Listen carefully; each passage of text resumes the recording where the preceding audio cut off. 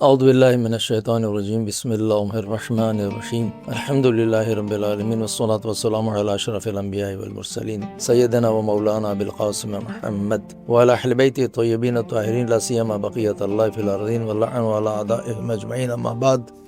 وقد قال امام زین العابدین علیہ السلام: وَأَمَّا حَقُّ رَعِيَّتِكَ بِالْعِلْمِ فَأَن تَعْلَمَ أَنَّ اللَّهَ قَدْ جَعَلَكَ لَهُمْ فِي مَا آتَاكَ مِنَ الْعِلْمِ وَوَلَّاكَ مِنْ خَزَانَةِ الْحِكْمَةِ فَإِنْ أَحْسَنْتَ فِي مَا وَلَّاكَ اللَّهُ مِنْ ذَلِكَ وَقُمْتَ بِهِ لَهُمْ مَقَامَ الْخَازِنِ الشَّفِيقِ النَّاصِحِ لِمَوْلَاهُ فِي عَبِيدِهِ الصَّابِرِ الْمُحْتَسِبِ الَّذِي إِذَا رَأَى ذَا حَاجَةٍ أَخْرَجَ لَهُ مِنَ الْأَمْوَالِ الَّتِي فِي يَدَيْهِ كُنْتَ رَاشِدًا وَكُنْتَ لذلك عاملا معتقدا وإلا كنت له خازنا ولخلقه ظالما ولسلبه وعزه متعرضا۔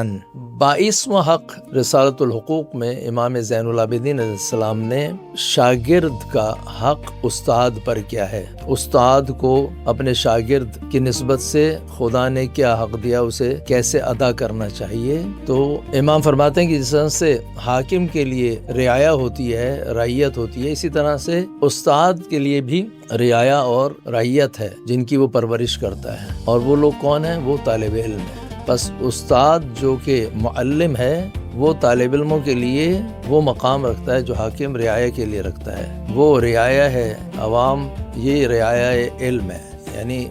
علمی اثاثہ جو ہے وہ استاد نے منتقل کرنا ہے اپنے شاگردوں کی طرف، ان کی پرورش کرنا ہے۔ امام فرماتے ہیں کہ علم کے ذریعے جو تمہیں مقام حاصل ہوا ہے استاد کو، اس پر متعلمین طالب علموں کا حق یہ ہے کہ یہ عالم یہ جان لے کہ خدا نے جو علم تمہیں عطا کیا ہے اور تمہاری نسبت سے اس نے آپ کو یعنی اس عظیم مرتبت پر فائز کیا ہے، عالم ہونے کے علم دیا ہے، تو یہ در حقیقت آپ کو اس نے حکمت کے خزانوں پر پہرے دار بنایا ہے کہ آپ اس کے پہرے دار ہیں۔ اب اگر آپ نے اس علم کو اچھی طریقے سے استعمال کیا اور متعلمین تک اچھی طریقے سے پہنچایا، اور آپ کا مقام اس خزانے دار کی طرح ہوا جو جب حاجت مند، اس خزانے دار حکمران کی طرح جب حاجت مند عوام اس کے سامنے آتی ہے تو وہ اپنے دروازے خزانے کے کھول دیتا ہے۔ اسی طرح سے عالم کو چاہیے کہ وہ جب متعلمین اور رعایا علم اور طالب علم اس کے پاس آئیں تو وہ اپنے علم کے خزانوں کو کھولے اور ان کی بہترین تربیت کرے، انہیں بہترین طریقے سے علم منتقل کرے،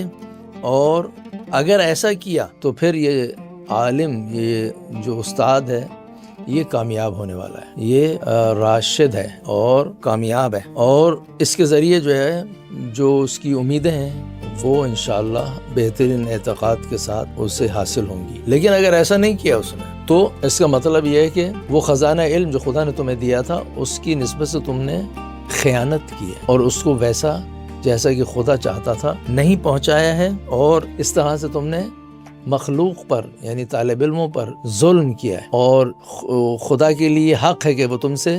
اس علم کو سلب کر لے اور اس کے ذریعے جو تمہیں عزت و شرف میسر آیا تھا اس کو چھین لے۔ حقیقتاً ایسا ہے، اور بعض لوگ جو ہے جو کما حقہ اس علم کو حاصل کرنے کے بعد دوسروں تک یہ نہیں پہنچاتے ہیں، وہ در حقیقت اپنے اندر خزانے کو بند کر کے لے جاتے ہیں۔ زکوٰۃ العلم تعلیمہ، اگر کسی کو علم حاصل ہوا ہے تو اس کی زکوٰۃ یہ کہ اسے تعلیم کرے، دوسروں کو سکھائے۔ بس یہ ایک اہم مسئلہ ہے، عالم ہونا، متعلم ہونا۔ امام زین العابدین علیہ السلام نے عالم کی ذمہ داری یہ لگائی ہے کہ وہ ایک شفیق باپ کی طرح، شفیق خزانے دار کی طرح اس علم کے متعلمین تک اسے پہنچائے۔ خداوند عالم سے دعا ہے کہ ہمیں بہترین استاد اور بہترین شاگرد بننے کی توفیق عطا فرمائے۔ وآخر دعوانا الحمدللہ۔